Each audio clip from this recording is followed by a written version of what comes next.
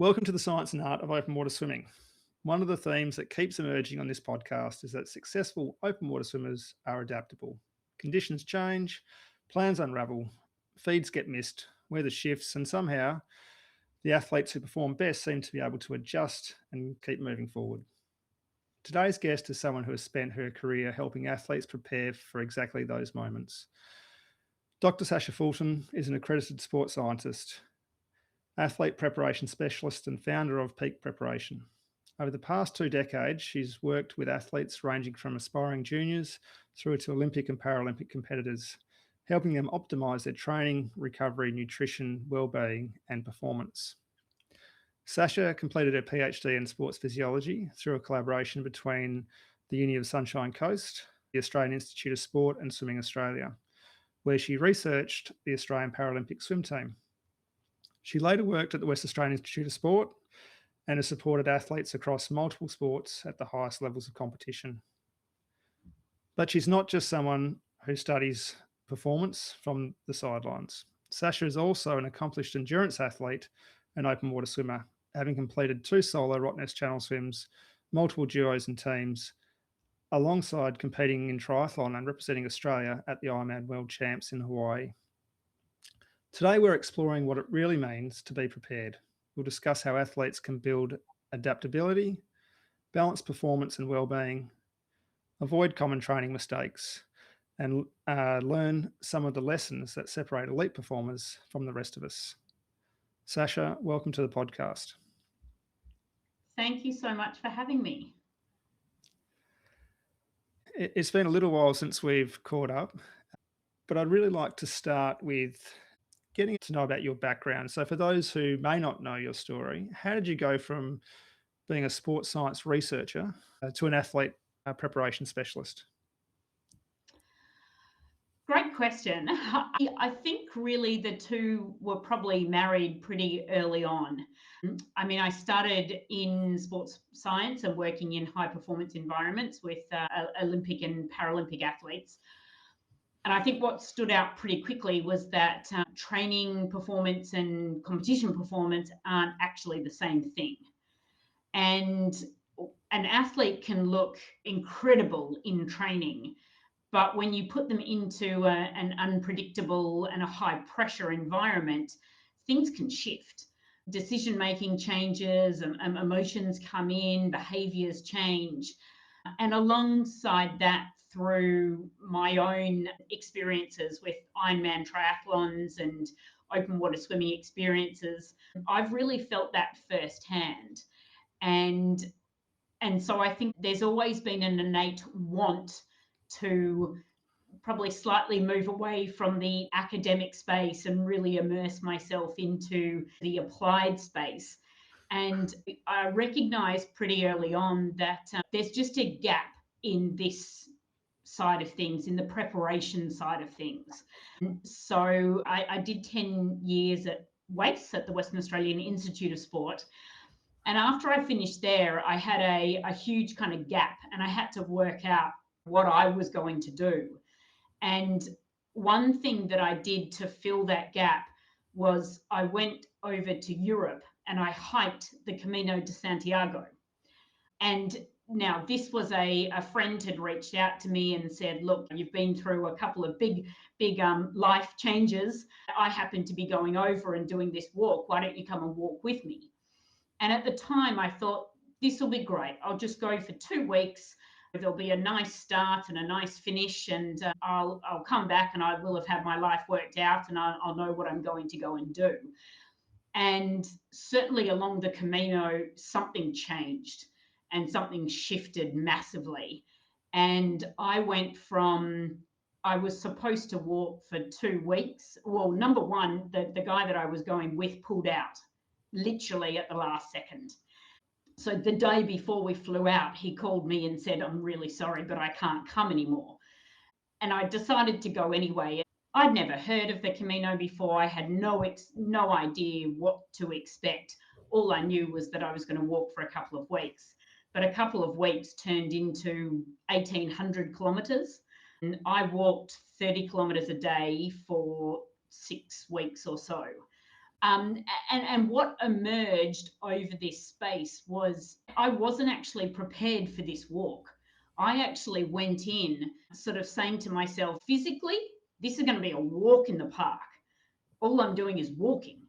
I'm carrying 8 kgs on my back, like absolutely nothing. I've done Ironmans, I've done marathons, I've done 200-kilometer bike rides week after week. This is going to be an absolute walk in the park. I'm going to do Zippo preparation. A week into the walk, I was in hospital with serious blisters on my feet.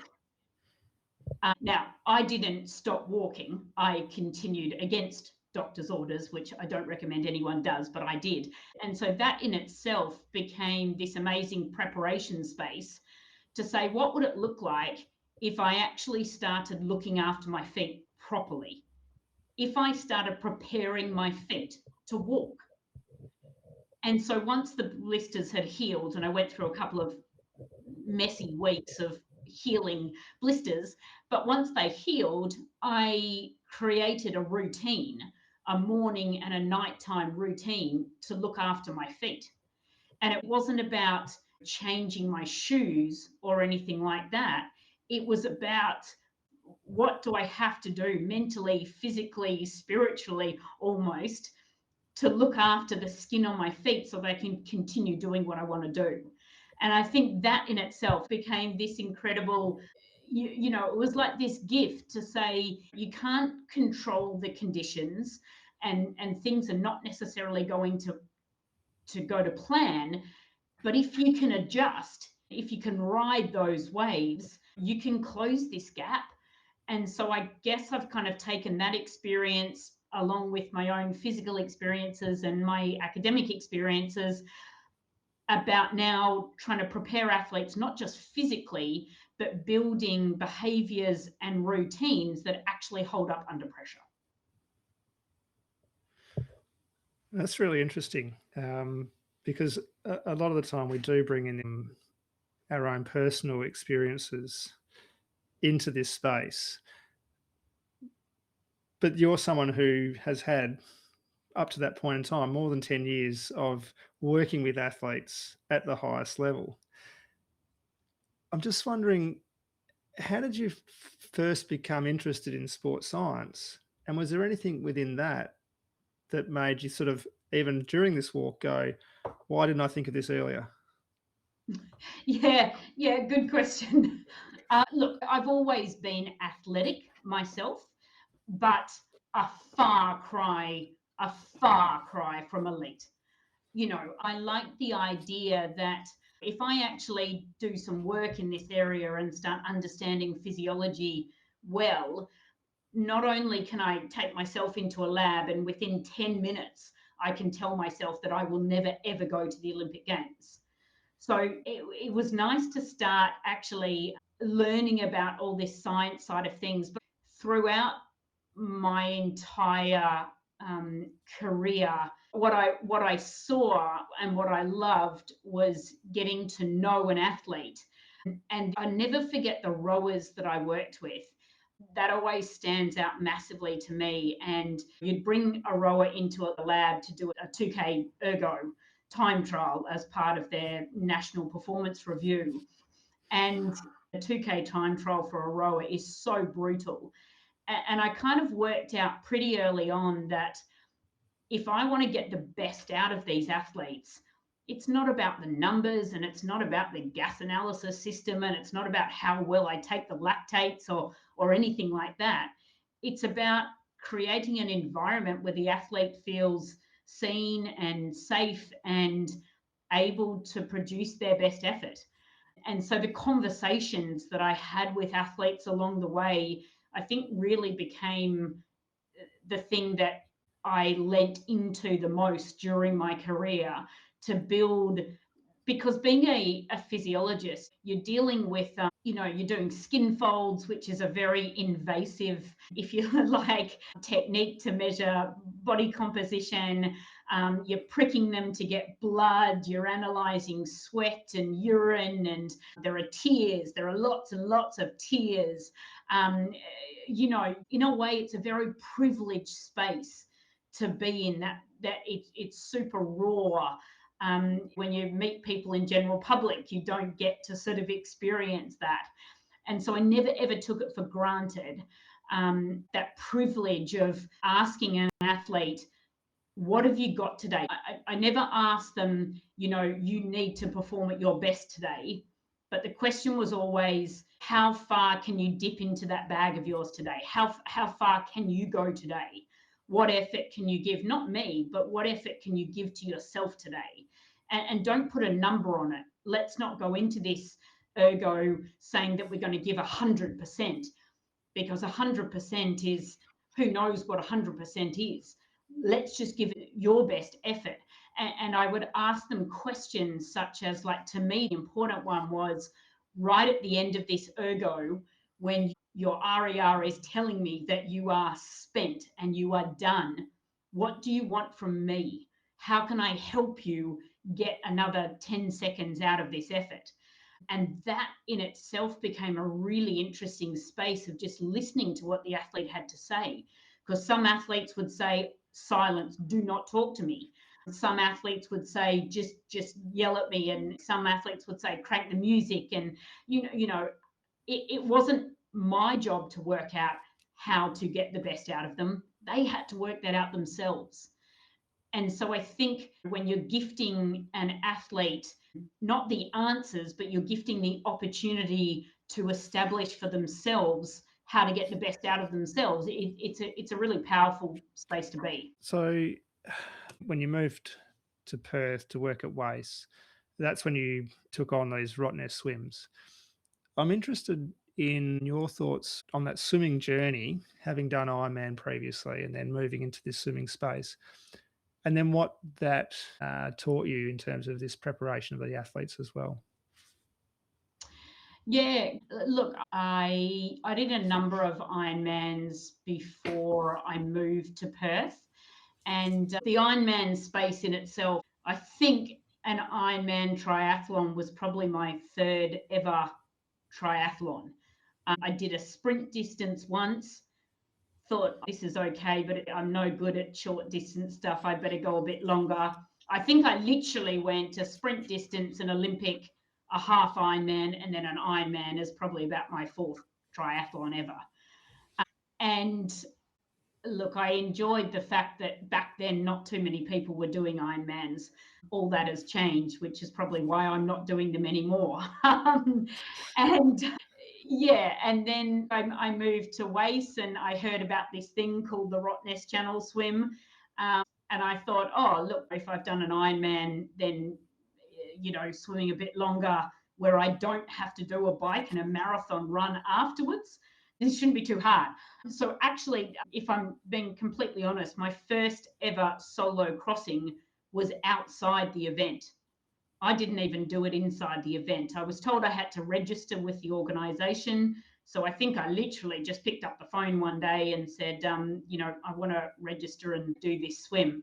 There are a couple of other people that were doing the swim outside the event on the same day, but we didn't swim together or anything. So not only did I swim by myself, so no other boats, no other swimmers around, I only had my skipper on the boat.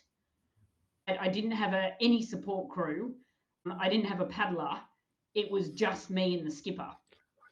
And look, I certainly remember at one point, I remember the skipper calling out to me and saying, I just want to give you the heads up, there's a fin, to your left. And I sort of took another breath and looked him in and was like, do you want me to get out of the water or anything? He's like, I think it's a dolphin. And I was like, okay, let's just go with that. I think it's a dolphin. I didn't actually see anything else. So I decided that if I hadn't seen it, there's no point worrying about it. The space that actually really got to me during that swim was probably about halfway through. You completely lose sight of land. So when you're in the water, you can't see Perth and you certainly can't see the island. And I found, because there was no one else around me, like usually when you're actually inside the event, if you look up, you've got a bunch of swimmers and boats going in the same direction as you. But when you're out there bobbing around, I completely and utterly lost sight of the direction that we were traveling in. And I remember asking my skipper, I was like, are you sending me back to Perth? Because I feel like I'm swimming the wrong way. He's like, no, Sasha, we're going in the right direction. Like, you have to try. And for a couple of minutes, we had a bit of an argument in the middle of the ocean because I was absolutely convinced that he was sending me the wrong way. So anyway, that sort of brought up that trust piece in the preparation, that to some degree you have to, there are some things that are outside of your control. And one of the things on that day that was outside my control was the route, the direction that we were going to take.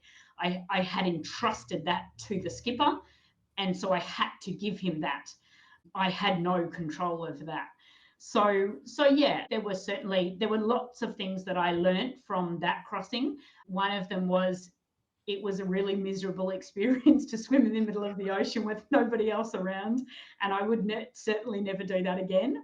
It's quite nice to be able to see other people, but yeah, there was definitely a big tie-in with the preparation space. And because there was no support crew there, you really had to trust in your own preparation.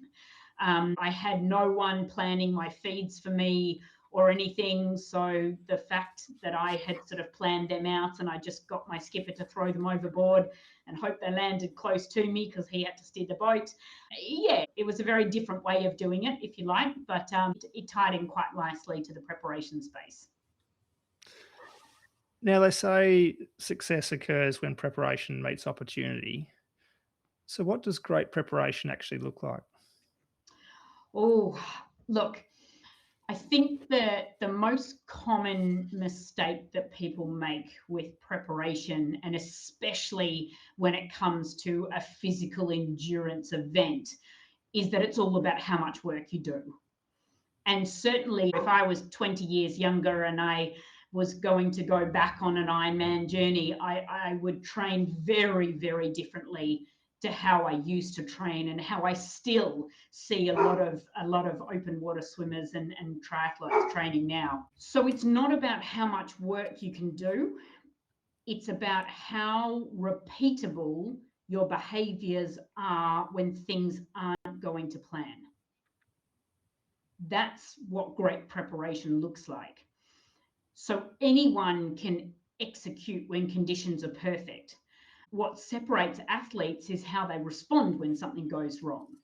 Missed feeds, rough water, changes in pace. So for me, I think preparation is about building something that's stable and reliable under pressure, and not just impressive in ideal conditions. And one of the biggest mistakes that I actually made for my second crossing, which I'm still kind of cursing myself about today, is that I didn't do nearly enough. I mean, it sounds bizarre when I think back on it. I didn't do nearly enough open water swimming. I got good in the pool.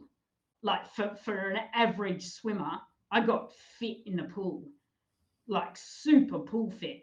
And I was training with some very, very good accomplished swimmers and training with a great coach. And I was doing 8 sessions a week, which is, I mean, that in itself it's brutal.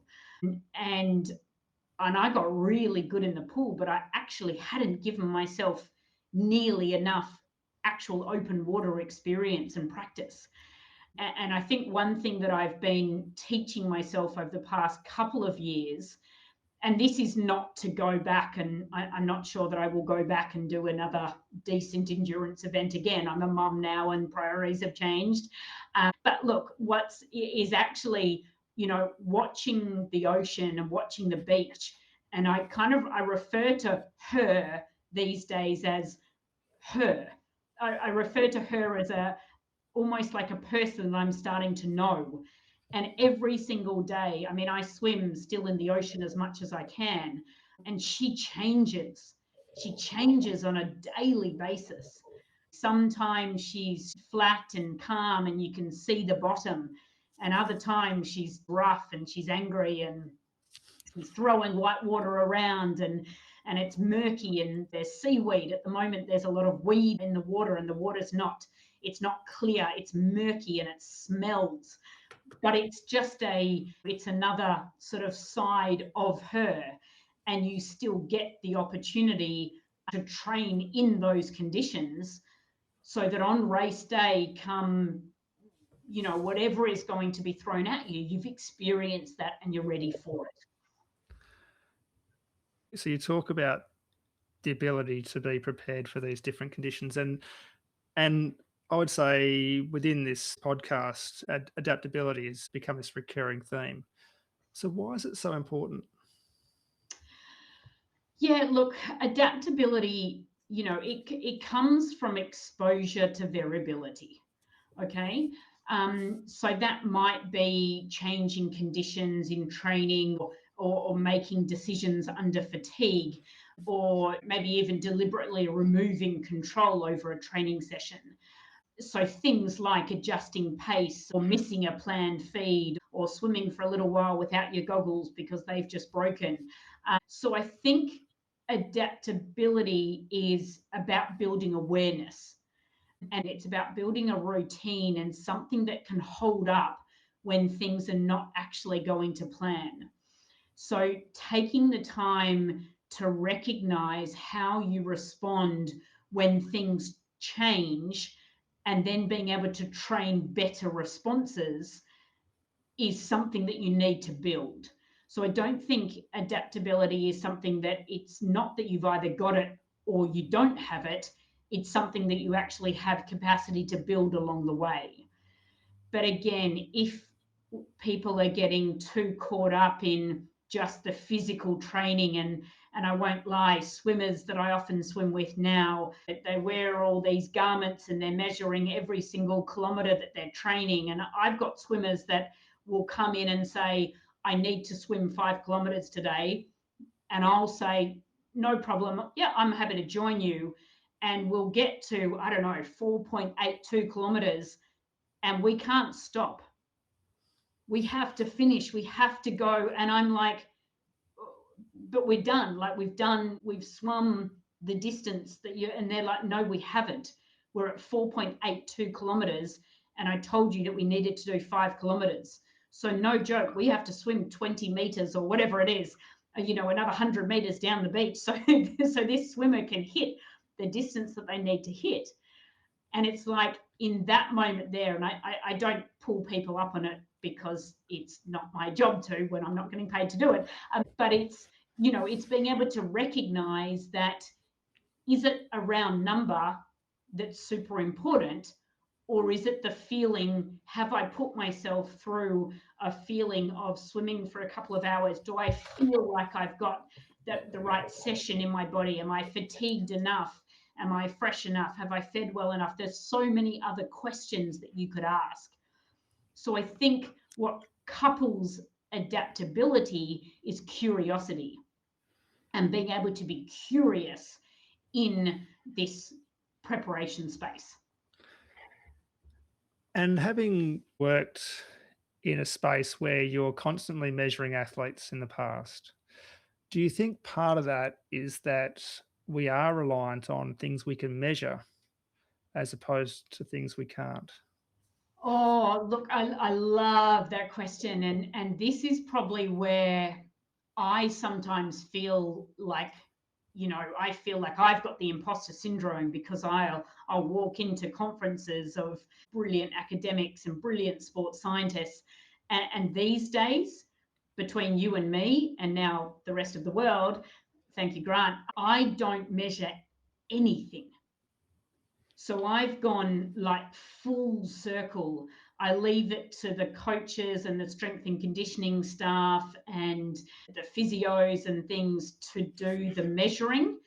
And I'm simply asking the questions. And look, I love it because, as I disclosed before, the analytical side of things was actually never my strength. It's interesting to get of VO2 max, and it's interesting to measure an athlete's anaerobic and threshold and their aerobic threshold and be able to pair the two together and see where the lactate curve, how steep it's gotten and how much it's changed over the past few years and all of these things. But when you're in the heat of the moment and you're actually competing, all of those numbers in a way are completely and utterly irrelevant. And you are simply, the athlete, is completely reliant on the preparation and the behaviours that they've laid down in training. So, yeah, look, I enjoy when you take the numbers out of it.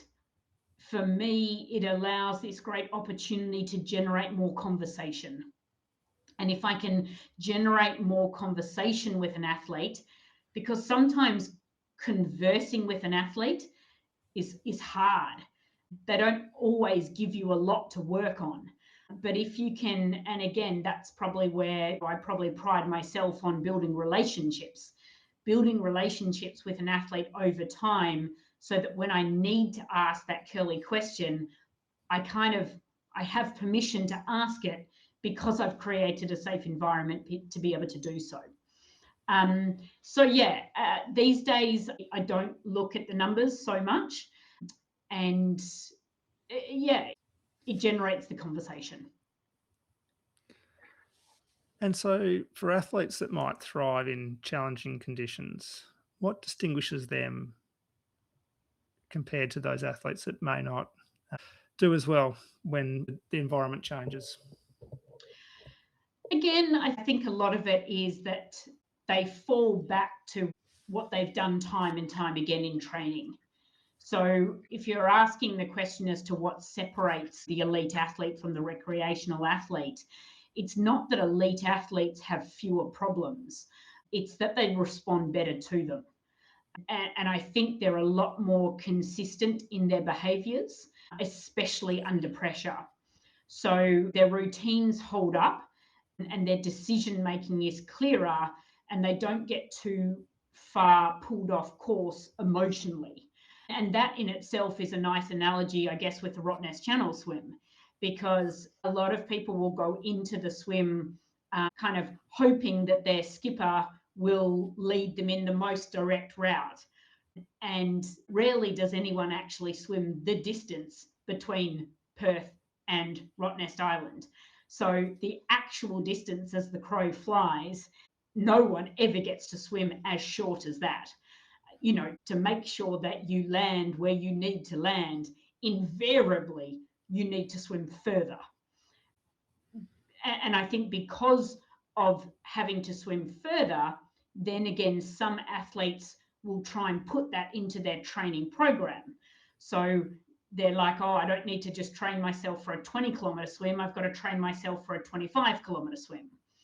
And I don't see that's the right way to approach it. To me, the right way to approach it is to make sure that at the 10K mark, where you are told that you are halfway, bear in mind that the second half is not going to look like the first half. There's been this sort of age-old, and I know they have to have a standard, but the qualifying swim for Rottnest is a 10-kilometre swim, i.e. if you can swim 10 kilometres, you just have to double it, and then you've got the Rottnest Channel swim. And if that's the mentality going in, it would be a super easy event to prepare for. But it doesn't pan out like that, because that doesn't factor in that over the course of the day, conditions change. So one thing that I was actually thinking about before we even jumped on this call was, it's ironic and it's kind of making me smile now that most open water swimmers do all their training at 5 in the morning. So they start at 5 in the morning and they finish at 8 in the morning. Now, if you're doing the Rottnest swim, by 8 in the morning, you're probably not at halfway, you know, and the conditions in Perth are usually actually pretty nice between 5 and 8 a.m. When the doctor comes in, if he wants to, and the waves start coming up and the conditions start blowing up, that's usually about halfway through the day. And that's really when most people are still going to be out there swimming. So it kind of makes me laugh that to prepare for the Rottnest Channel swim, swimmers are priding themselves on getting up at 4:30 in the morning and punching out 10Ks before the sun comes up, where those are not the conditions that you're going to meet during the swim. And look, I understand that people have work and families, and training for Rottnest Island is, it's a multifaceted thing. But even to have one swim a week where you are doing a decent swim in the middle of the day when conditions are as they are, I think is a really beneficial space to consider. So if we look at the different components of preparation and performing at your peak, what are some of the things that you would always sort of consider in this space? So look, there's training load itself. One of the big components of preparation is your training load, and remembering that load is your volume and your intensity, and the difference between the two. So being able to plan out what your training load should look like week on, week out. There's the recovery side of things, and making sure that you're getting enough sleep, and you're actually doing some exercises in the gym. I call them like prehab exercises to help the recovery space. You might be, if you've got access to saunas or massage or compression garments, you might be accessing some of those to help with your recovery so that you can keep the load nice and high. Your nutrition is obviously a super important one. And I guess I could kind of go on and on about these physical elements, but I think what underlies all of these physical elements is that one of behavior. And so if we included behavior as a component of peak preparation, then I think athletes would see the whole training in a slightly different light. So it's how, and a big word that comes up for me, and probably, as I've said during this podcast, I'm no athlete. Like I'm not and remembering I've worked with Olympic athletes, I've worked with some of the best, and I do not have those attributes of being an elite athlete. But one thing that I do have is consistency. And if I dedicate myself to training for an event, I am incredibly consistent. And I think consistency, it's not just consistency in the number of training sessions that you do, but it's consistency in being available to train, right? It's consistency in how well you execute your plan. It's consistency in how you make decisions when you're fatigued. And how you respond when something changes. So rather than seeing preparation as separate components, I see it as a system, and it's the behavior that connects all of those systems together. And so from what you do within your space, your workspace at the moment, how do you get the athletes to understand this and to then incorporate that into their daily training? One of the things that I promised myself I'd do differently when I ran my own business was I'd move away from telling athletes what to do. And I felt that in the high performance setting, there's a lot of an expectation to simply do what the coach has asked you to do, to simply tell an athlete what to do and expect that the athlete responds. And as I've said a few times before, a lot of what I do is building a relationship, like a trusted relationship with an athlete, and having a lot of conversations so that when there is something, look, I'm in the business of behavior change. Okay, so essentially at the core of what I am doing is I'm wanting an athlete to change their behavior. But what I can't do is I can't tell them to change their behavior, because as soon as I tell them to change their behaviour, then I'm just another teacher or another parent in their space. And part of what I want to be is I don't want to be the coach, and I don't want to be the parent, and I don't want to be the teacher.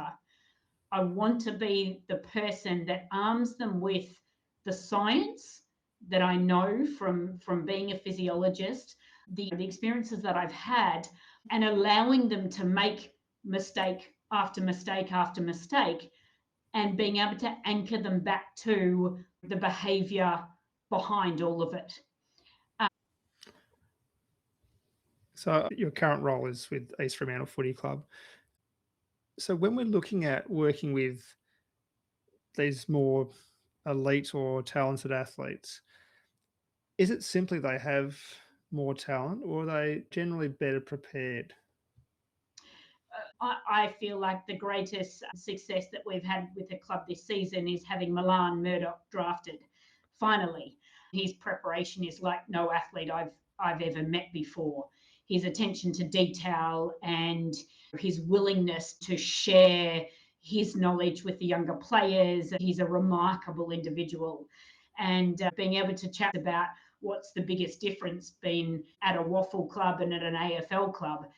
And it's not necessarily that they actually train any harder or train any longer. Our waffle boys are probably doing a similar amount of training, but the AFL boys have more time. And when you have more time, you invariably, if you've got the systems in place, you get to have better preparation. So they have more time to analyse the game from the weekend. They've got more time to do recovery. They've got more time to connect with each other and build those off-field relationships, which are so important as well. And I think all of those spaces lean themselves into that actual preparation space. And if we're talking about the recreational athlete, they're not going to have hours and hours in the day to lay down these amazing preparation sort of routines. So it's actually spending some time to being able to maximize the time that you do have. I had a recent great example with some students, and one of our boys is training to be a pilot. So he's playing football and he's going through his pilot written exams and flying exams. And one of the other boys sort of said, why does he study? Like, if he's training to be a pilot, why does he have to study for anything? Why does he sit in a room in like a classroom? Doesn't he just fly the plane? Isn't that what the preparation is? You just fly the plane. And I immediately took it back to his own training and I said, is that how you train for footy? You just play the game. Oh no. I need to make sure that I'm strong enough, and I need to make sure that my fitness is there, and I need to make sure that my ball handling skills are there and my pressure acts are strong. And so I think it comes back to that misconception, and particularly for an endurance event, that it's just about the foundation is simply doing the kilometres. And when that athlete is going to, or when the student is going to prepare for their exams, I always like to ask them, what's your study routine? Oh, I haven't really thought about that. I just study. I'm like, how have you worked out what you need to study? Oh, I don't know. I could just go through the whole textbook and try and learn the whole textbook sort of thing. So even at that student level and at the school level, we're not actually arming students with a routine to execute a study behaviour effectively and efficiently. And I've still got young athletes that are at school as well, and they're, I did really well, and I stayed up until 2 a.m. this morning cramming for my exam. And, I said, if you haven't done the work the night before the exam, don't study. Go to bed. Just get a good night's sleep. That's actually the best preparation that you can do. Just the last few minutes, a couple of quicker ones. First thing that comes into your head. Favourite swim set and why? Oh gosh, it's been a while that I've done a proper swim set, but I would say 10 200s. 10 200s, it's it's not quick enough. I did listen to Nathaniel's podcast and I heard his 10 ones. And I decided that no, 10 ones it's way too short for me anyway. The 200 is sort of that space. I can break it down into 450s. There's something that I can build on. I don't have to go, it's not really a sprint, which is certainly not my forte. So I get to lean into the endurance side a little bit of. I probably do like the fact that there's a bit of a round number in there as well. 10, and that's the swimmers are renowned for round numbers, I've decided. And I, so these days I would probably push myself outside of that box. But I think, a 10 200s, and look, these days I'd probably sneak paddles and fins in there as well. When you're swimming, are you a singer, a counter, or a thinker? I'm a thinker. Yep, I solve all the world's problems when I swim. I don't count. I don't really listen to music anyway. Apologies to people that love music. I kind of love being inside my own head, and it can certainly be a distraction at times, but it's also a great way of getting through a sort of 5-6 hour swim. Most underrated part of preparation? The consistency side of things. Toughest challenge you faced during a Rottnest crossing? Cold. And one thing every open water swimmer should start doing tomorrow? Eat breakfast before you swim. Excellent. Before we finish, is there anything else that you'd like to share that maybe we haven't covered today? Look, maybe just kind of dialing back onto that, any sort of advice that I'd give to maybe a first-time Rottnest swimmer is, if you can prepare for the fact that things will not go to plan, then you're well and truly ahead of the game. So if you've got some simple routines that you can fall back on so that you know what the focus will be when things get tough, and being able to actually practice that in training. And most importantly, don't wait until race day to figure out how you respond under pressure. And remember that pressure doesn't necessarily come from having someone next to you that's swimming faster than you. I don't mean that pressure. I mean the pressure around missing a feed, when you've very carefully planned out down to the nth degree the number of grams of carbohydrate. Be okay with the fact that your body can still perform if it misses a feed. Have a contingency plan in place with yourself and your crew. I mean, the number of athletes that don't actually get to start the Rottnest Channel crossing every single year because they don't meet up with their paddler and their boat always astounds me. And I think it's not about, you can't wing any of this if you want things to go as well as possible. The idea is that you hit the start line and you feel calm. And the calmness comes from being prepared. If you have gone through every contingency plan, it's not about what time you'll do the race in, because that's the only question that everyone's going to ask you at the other side. What time did you do? What time did you do? It's not about the time. It's about the experience. And it's also about, it's not just about the day, it's about the camaraderie that you've built along the way with your training partners. It's the gratitude that you get to feel by seeing the ocean change every single day. So if you get to the start line and you're calm, then you know that you're well prepared. And finally, if people want to find out more about what you do or be able to work with you, where can they find that information? Oh, certainly. There is a website, Peak Preparation. Do not confuse the business name with Peak Performance. I made a very early decision, well, along the Camino actually, that Peak Performance was not something that I or anyone could guarantee. And so I've stayed well away from the sort of the performance branding. And yes, you can find Peak Preparation online. I'm across most of the social media channels. I do put out posts on a semi-regular basis, so feel free to jump in and have a read. And yes, all my contact details are available on the website as well. Fantastic. Sacha, thank you so much for spending some time with me today to talk about these behaviours and the way swimmers can prepare themselves a little bit better for the changing nature across some of these longer events. And I'll make sure that we put up your links to your website. Thank you very much for having me along. Yeah, it's been great to have a chat. All right. Thanks, Sacha. I think one of the key messages from today's conversation is that preparation is about much more than accumulating kilometres in the pool. It's about building the routines, behaviours, and adaptability that allow us to respond when things don't go to plan. Whether you're preparing for your first open water event, a channel swim, or simply looking to get more out of training, I think there were plenty of practical insights in today's discussion. If you'd like to learn more about Sacha's work, you can find her through Peak Preparation, and I'll include the links in the show notes.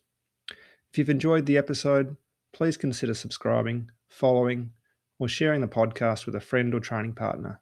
It really helps more people to discover these conversations. Thanks for listening, and I'll see you in the water.